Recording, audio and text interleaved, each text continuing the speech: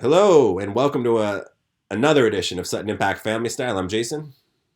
I'm Bill, and we're sorry for the irregularity over the holidays, but we had some illness in the family, and we're unable to do the family show that we talked about. But sometime in next month, or sometime in January, Jason and Dan will do a special edition Sutton Impact Family Style on esports. So you have that to look forward to.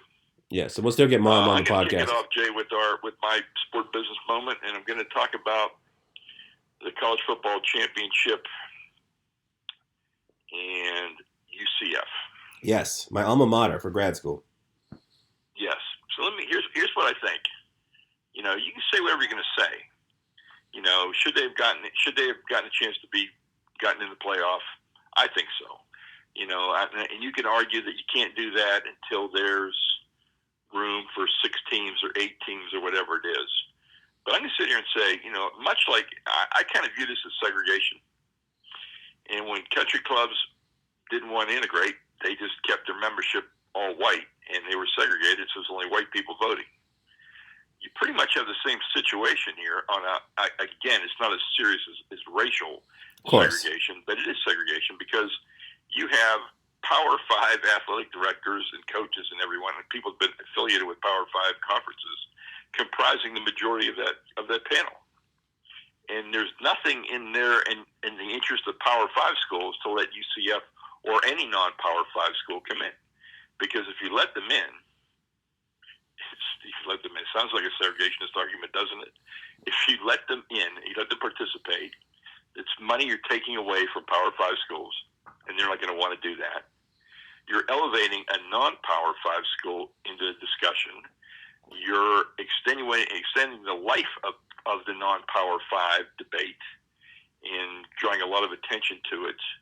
And you are setting it up for maybe enough demand or enough outcry. Maybe there's an antitrust argument here. Maybe there's collusion. I don't know. I wouldn't be surprised. And I wouldn't be surprised if somebody pursued that. But there's just no incentive to let them participate. No, let alone if they beat you. No, and if they beat you, they have everything to gain and nothing to lose, and you have nothing to gain and everything to lose is the perspective. But then, from a network perspective, Jason, look how successful March Madness has been. Unbelievable, right? Unbelievable. Because David can play Goliath, and occasionally David can beat Goliath. I watched the first weekend, and I basically watched the first weekend and the Final Four.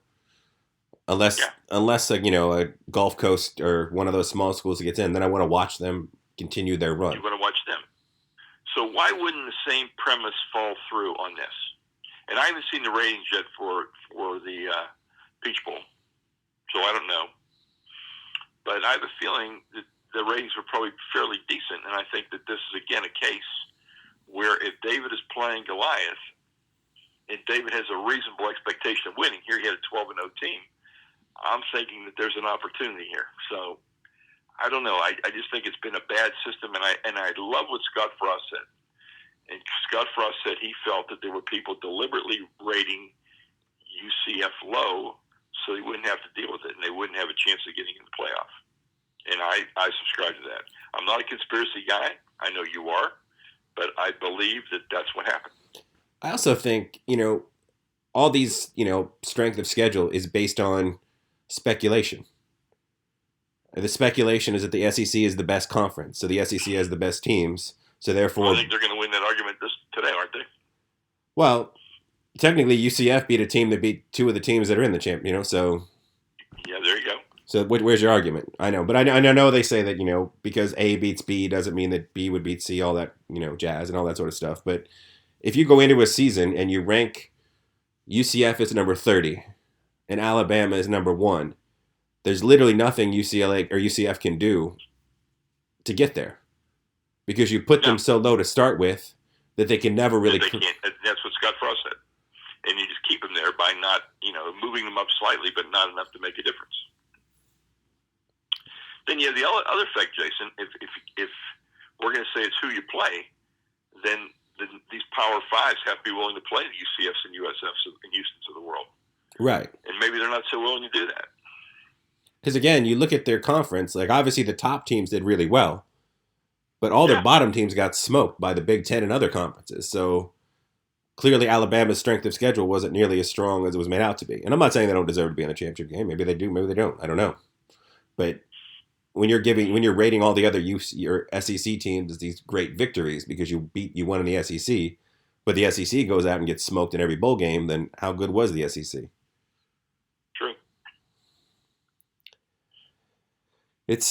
I don't know, and I don't know if 8 teams or 6 going to win teams. the one bowl game that matters, though, aren't they? That's true. They're going to win the one bowl game that matters because Oklahoma could not pull it out. Which was a pretty good game yesterday. I did enjoy that game. It was a no defense game, but it was fantastic to watch. Yeah, and I think I kind of get the feeling that when Oklahoma missed that field goal, that they folded because he ran right through him at a juncture of the game where that should not have happened. No, definitely not. Good games, and Danny. I was a little mystified. ESPN's top 10. That was the number one play. Oh, I thought the Notre Dame play. Number 2 play was Notre Dame catch, and I thought there was no comparison. None. If you're looking at one play that was pretty incredible, that Notre Dame touchdown was pretty incredible. The catch, the run, and staying on his feet and then scoring touchdown. That was pretty incredible. It was. It was a combination of like Julio Jones and Marshawn Lynch. It was fantastic. It was fantastic, and I see no way how that was 2. But I guess the powers that be figure things out differently than we do. Yes, they do. Well, technically, you could argue that the other game meant more or whatever. I still maintain that I'm a big Baker Mayfield fan. I like his intensity. I don't know if I'd want him as an NFL quarterback, but I really did like him in a college sense. I could do without running up the sideline, windmilling his arms, but whatever. Yeah, he's passionate. He's passionate, no question. Johnny Manziel's passionate too. He had a different kind of passion, though, I think. Yeah. I understand why people don't like Baker Mayfield. It's very easy to make that argument, but for whatever reason, I've always sort of liked those sort of players, as you know, growing up. Yeah. So I don't know, but I do enjoy him. But I can understand the argument against him as well. We'll have to see. I want to talk about well, if you don't mind, I want to rant MVP. About what? NFL MVP. Oh, the best quarterback? No. I'm saying it has to be Antonio Brown because he's the leading receiver in the league, and he hasn't played in 2.5 games, and his numbers still stood up, not playing for 2.5 games. I mean, I think shows how completely dominant he is. I think both he and Todd Gurley have an excellent case this year. But I think the issue is, you look at it like it's almost impossible to beat a quarterback on a winning football team, let alone one named Tom Brady. Like it should just be called most valuable quarterback because that's who's going to win the award. It's basically a quarterback award. Unfortunately, it's been, but I don't think it should be this year. I think if they're ever going to deviate, it has to be this year. I know it, but as a Steeler fan, I will say though that if they deviate, just because he only had the one last game, I think Gurley might end up being the guy with their turnaround and everything else. Yeah, I'd be okay with that. And I think, but I still think it's Antonio Brown for me. Yeah, I think Juju has hurt Antonio Brown's case these last 2 weeks though, as he has just kind of gone off in that Steeler offense, even though it gets bad teams. But well, maybe he'll be Rookie of the Year. Well, he's not beating Alvin Kamara out in New Orleans, I don't think. I don't know. We'll see. I do have to. We talked last week about how angry we were that James Harrison was released by the Steelers. Yes, we did. And based upon what he did yesterday, Sunday, I'm even angrier. Yeah, I know people don't want to hear a lot of Steeler talk, or maybe they do. I don't know, but your biggest obstacle to the Super Bowl is the New England Patriots. Their biggest weakness is pass rusher. 2 years ago, their biggest weakness was running back, and you let a guy be a jerk named LeGarrette Blount, force his way out, goes and signs with the Patriots, scored 17 touchdowns, they're going to win the Super Bowl. Like, I know James Harrison, you listen to the stories, he was, sleeping in meetings, showing up late. Hey, maybe James Harrison was playing LeGarrette Blount. Being a malcontent, whatever he was doing. But I'm just not giving him a helmet on Sunday. I'm keeping him on my active, because I look down that Steeler roster, and there's other guys you could just do without pretty easily, I think. Daniel McCullers. He never even gets on the field. Just don't give James Harrison a hat on Sunday, but don't give him to New England. He's what they needed. And again, he doesn't have to play all year. He's just got to be excited for 3 or 4 more games. And you saw when he gets it, he's a big game James. Like, he's a great, I can't even get words out. That wasn't even a big game.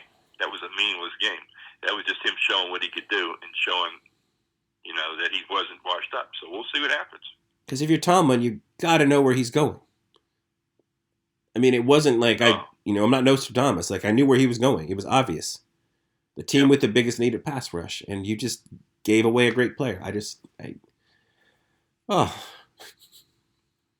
go there anymore. It's killing me. Well, I guess as long as we're on the NFL, we can talk playoff predictions. 2 absolutely horrible teams got into the AFC playoffs in Tennessee and Buffalo. And Buffalo, that injury to Shady is going to be a killer. Which is a shame, because it'd be nice to see him in the playoffs. And then you get Jacksonville not playing well either. The last 2 games, they looked horrible. The last 2 games, they've looked like the Jacksonville I expected all year. Well, Blake Bortles looks like Blake Bortles again, as he did most of the season, to be perfectly honest. The defense played out of their mind, and Fournette looked really good early on, but he's clearly banged up, or at least I hope he is, because he looks terrible. I don't mean to hope that he's hurt, but, I hope there's some reason he's playing so poorly. Yeah. And they've lost a lot of wide receivers, too. Not that Blake Bortles can throw passes to them, but technically they've lost a lot of wide receivers. Yeah. All right, let's go down. So let's pick our games for this next week. I think Kansas City wins.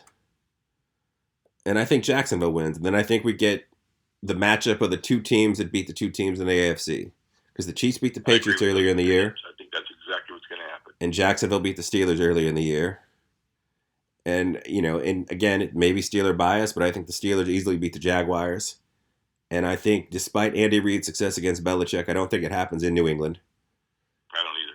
And I think we get Steelers-Patriots once again. I do too, and I don't want to pick that game. Let's let that go. Let's pick the rounds for this week. The NFC is much, much more interesting. Way more interesting. Because there's a lot of deserving teams in the NFC. Mm-hmm. I mean, the NFC South, with the Falcons, the Panthers, and the Saints, all very exciting teams. Yes. I will say, as I spoke a few months ago on the podcast, I got to go to my first Saints game. And that building is as loud of a place as I've ever been in my life. So whoever that, when they go in, the opposing quarterback is going to have trouble. They're going to have to do silent counts and all that sort of stuff. So the defense can really tee off. So who are your picks this week in the NFC? I like the Saints. I just, like I said, I think they have a legitimate home field advantage. And I just see them running it up. And the other game I'm not so sure about. Who do you got? I'm not going to go against the Rams. No. The Rams at home look like a solid pick. But again, that's what makes the NFC so exciting is that Carolina and Atlanta are both recent Super Bowl teams. Mm-hmm.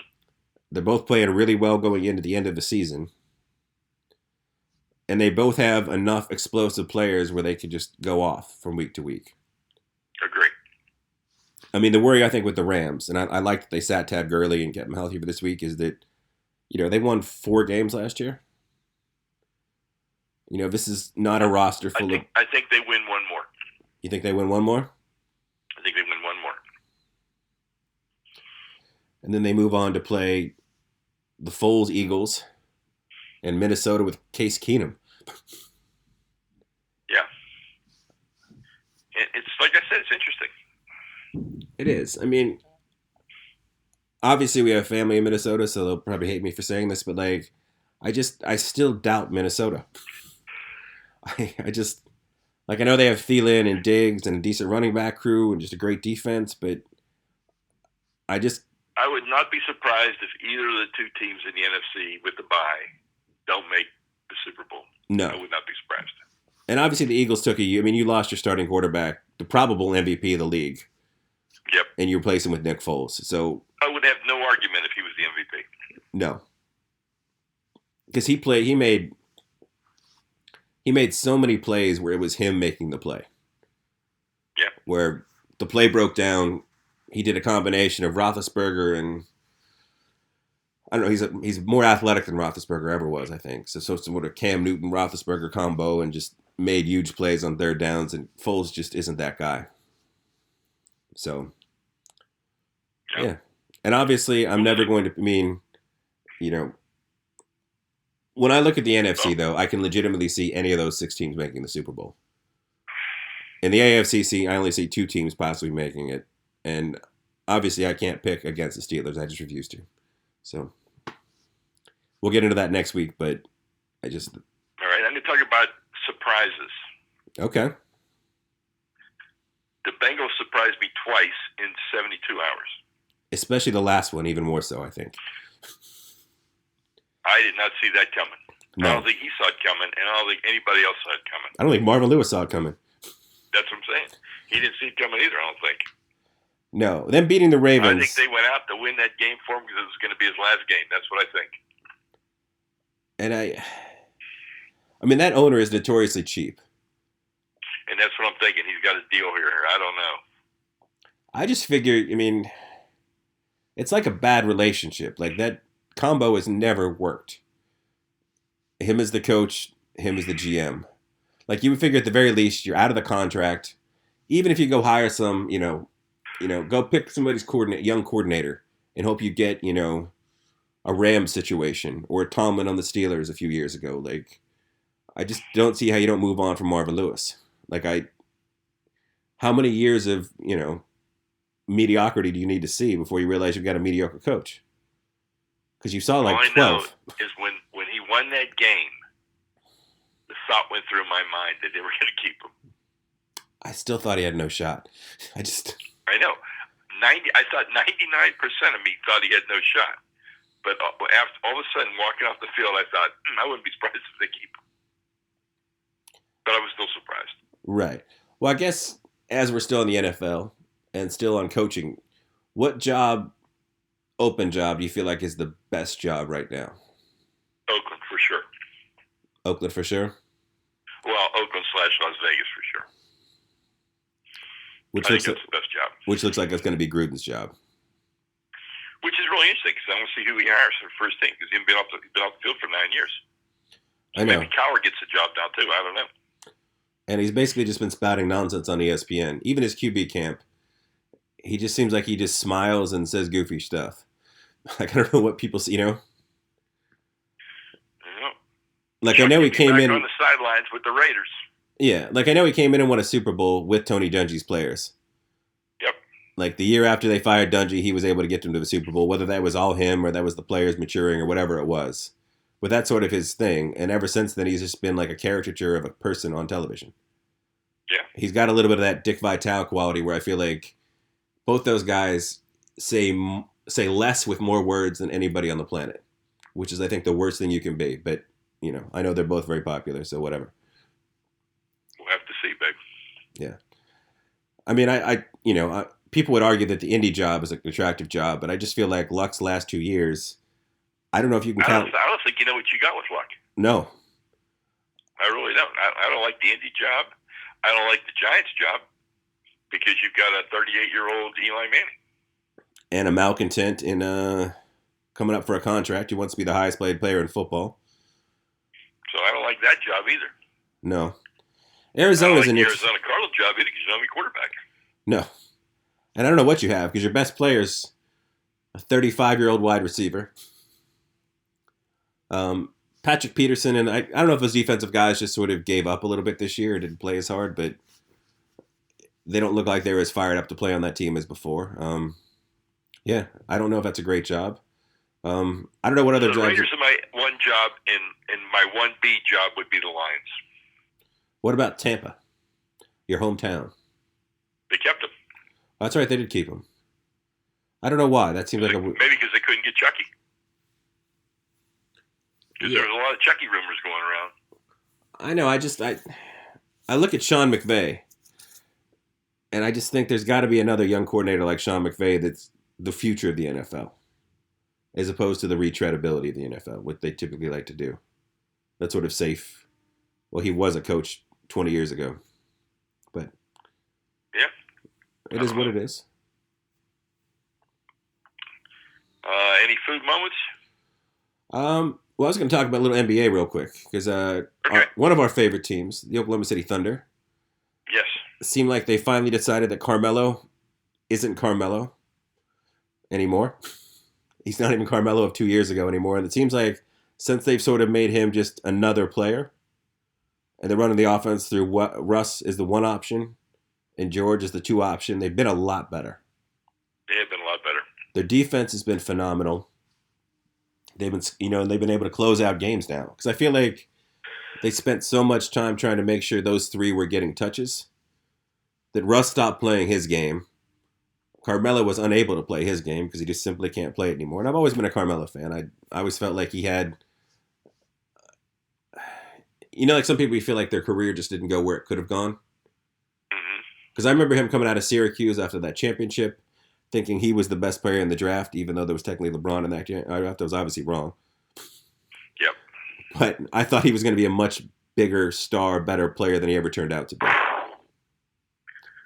Well, I've been paying attention to the ex-Oklahoma City Thunder people. Like Enos Kanter had a game of his life last week, and then Sabonis is playing really well for the Pacers. As has Victor Oladipo, former Magic #2 pick. Yeah, those guys have been playing really, really well. But, and again, I think I mentioned this before, but to somewhat, all the Russ haters like to be like, well, they got away from Russ, but the coaches had Sabonis playing out of position. He's not a stretch four. That's never been his forte. That's not what he's designed to do. He's much better as the five.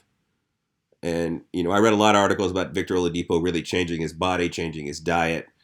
It seemed like this was the year it clicked for him.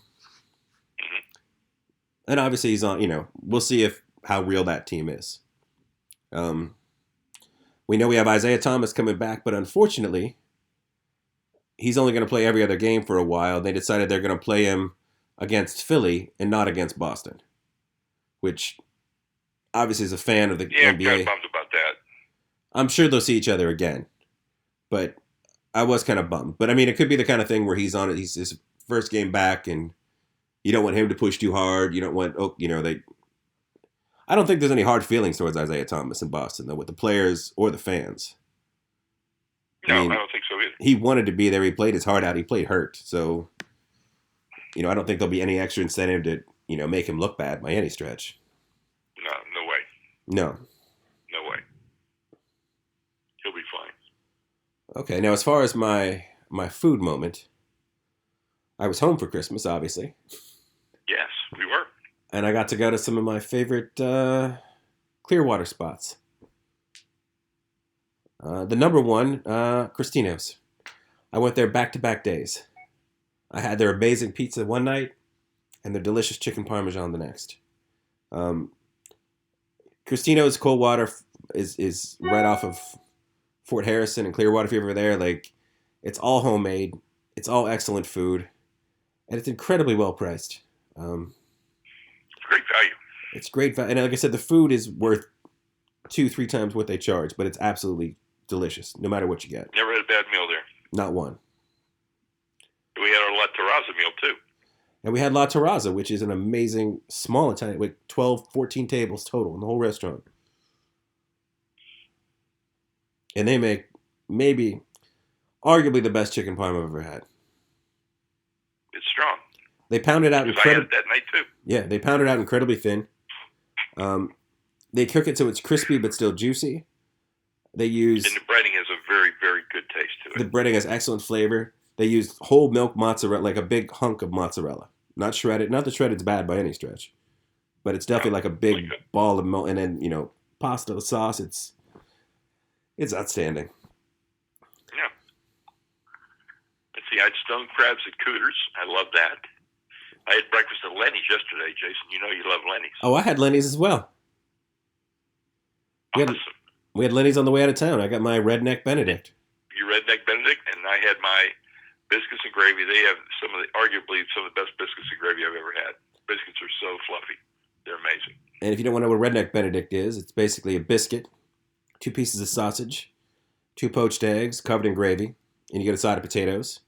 At which point I tell them just to cover the whole plate in gravy because it's so delicious, and they do, and it's amazing. Yeah, their gravy's strong. It is. And I guess some other mild news. I watched a lot of the Oscar movies this week because I am a member of SAG, so I get access to pretty much all the Oscar films, and I've watched about 5 of them this week already. Right.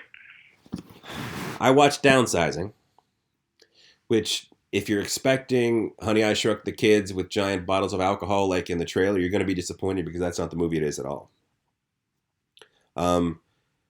It's a movie that has, an actual message and a story, and it honestly has easily, I think this woman should win Best Actress or Best Supporting Actress. I forget the young woman's name. She's an Asian woman she's phenomenal in this film.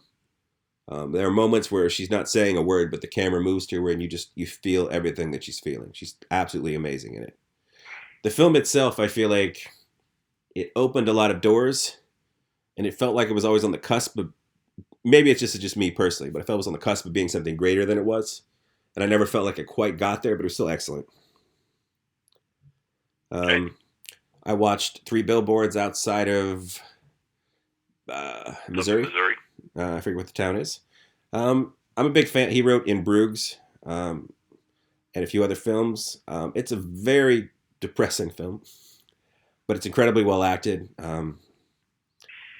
It feels like, there are a few outrageous moments, but overall it really does feel like, a slice of real life. And Woody Harrelson's phenomenal. Frances McDormand's amazing.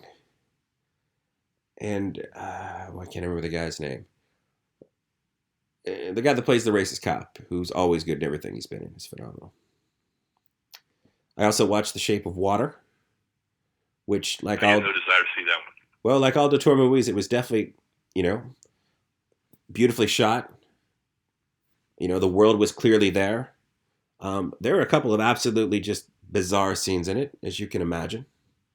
What was sort of distracting for me is that I've watched all of his films, and Abe in Hellboy is one of the characters in Hellboy. He's part of Hellboy's team. He's sort of a talking merman type person. Yeah. And the mer creature in this movie looked identical to him. It was almost like they used the same suit. And I'm not sure if it was supposed to be, some sort of extended universe or any of these weird things. Probably not with him, because he's not that kind of person. But it made me think of the other one. Today I watched The Disaster Artist, which is based on The Room, which, I don't know, have you seen The Room? No. The Room, for those... This is another one not on my list to see, though. Well, I don't think you could see it without having seen The Room and enjoy it. You need to have seen The Room.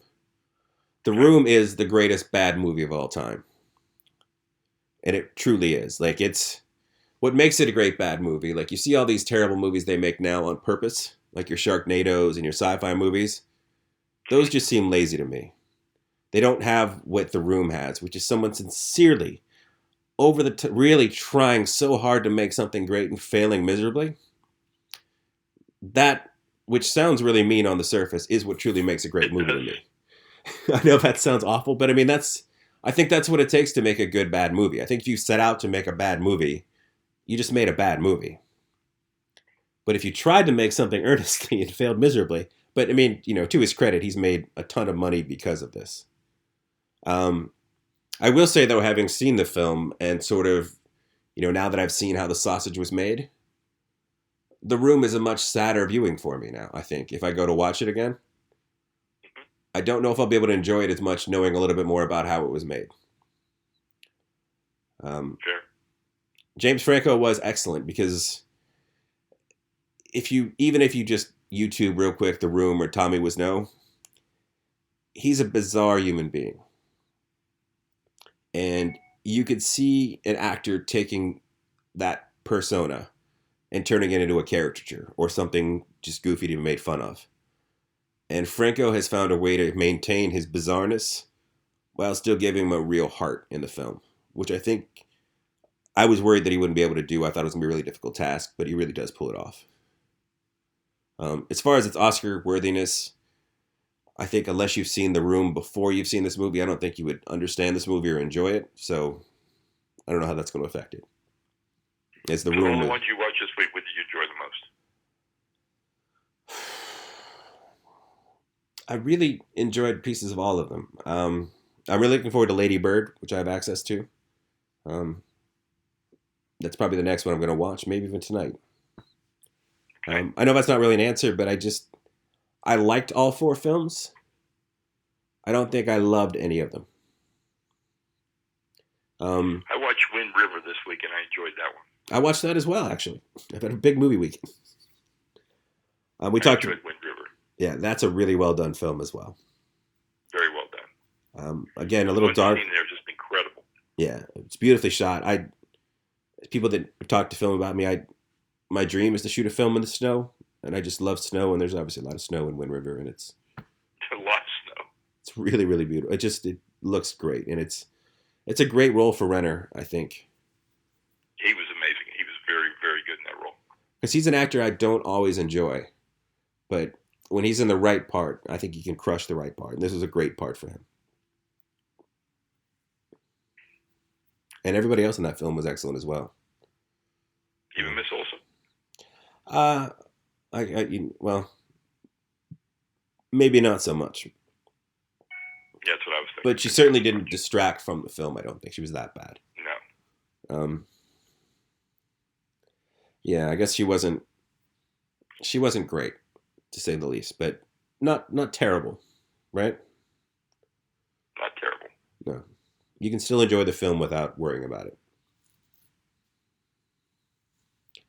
And I got a bunch of other films too. Like, I think of the Oscar films I've got that I've already watched, I do think I'd have to say Get Out is my favorite film of the year. I was completely entertained. I thought it was beautifully shot, well acted. I couldn't find a flaw in that movie. As a big horror movie fan, there were lots of, and this is a big thing with me, is that, when he would homage, say, shots from Rosemary's Baby, I've worked with a lot of young directors, and they've seen something in other films, so they want to shoot it just like that, and they just do that. But they don't understand what the psychology behind that camera shot was. And you could tell that Jordan Peele not only loved those films, but he understood why the camera was put where it was. And even when he did a shot that was similar to, say, something from Rosemary's Baby or some of those other, like, old 70s horror films, he maintained the psychological effect of doing it. It wasn't just, hey, this looks just like the shot from, this film. It was, here's a very similar shot, but it has a very similar feel. Because I understand why they set the camera up that way, and why they lit it that way, why they framed it that way. And like I said, I thought, the movie had a great message. It was funny. It was edge of your seat. Probably my movie of the year, if I had to pick one of them so far. Not having seen Lady Bird or Wonder Woman or some other ones, but I saw Wonder Woman. I like Wonder Woman. Yeah. All right, I'm going to end my part of the show with my prediction for the next Monday night. Okay. I got to go with Alabama. And you know what? He just is who he is. And that team looked ridiculously good last night. And I should have bet my house on that game last night because I knew he was going to win that. I knew there was no way he was going to lose that game. It was the rubber match of the best of 3. He was the 4 seed. They were the 1 seed. Anything you want to know, anything to get him worked up, everything was in his favor last night, getting worked up. Yeah. So now he's got all kind of grief because he didn't win a conference championship. Now he's got a chance to take down the conference champion who's playing another freshman quarterback, although a freshman quarterback has played very, very well all year. I just don't see him losing the game. And, I mean... Notice I didn't even say Alabama one time. I said him. I know. And again, not to, parallel that other team in the NFL we don't like, but they're also very similar coaches, where if you have something you like to do, they will take that away. And I know that Chubb and Michaels and that third running back have been phenomenal. Saban can take those guys away. 52 points like they did against Oklahoma, I'll bet they don't score 17. No, and they gave up way too many points against Oklahoma. So here's my score. I'm going to give you a score prediction. All right. 31-17. Wow. That didn't even sound like a good game. I'm not sure it will be a good game. It doesn't sound like it's going to be, but, you know. No, my advice is if you're going to watch good football next weekend, watch the NFC championship games. Exactly. Watch the first round of the NFCs. All right, Jace, well, I'll leave it to you and Dan to schedule the esports one. All right. And, well, like you said, we're going to be on a regular schedule. We'll get back to our Sundays, posting on Sunday or Monday from now on. Right? Yep, absolutely. Absolutely. And again, thank you all for sticking with us. Hope you all had a great holiday, great New Year. And it continues into the new year, obviously. Yeah, that's about it. All right. And for our New Year's wish, we're wishing for a bunch more supporters so we can upgrade the show. Right. And please just go on iTunes and rate us. It really does help, and it takes like seconds. So rate us, subscribe. I subscribe to lots of podcasts I don't even listen to. So, you know, it doesn't really hurt to just have your friends do it too. Okay, peace out. Talk to you guys next week.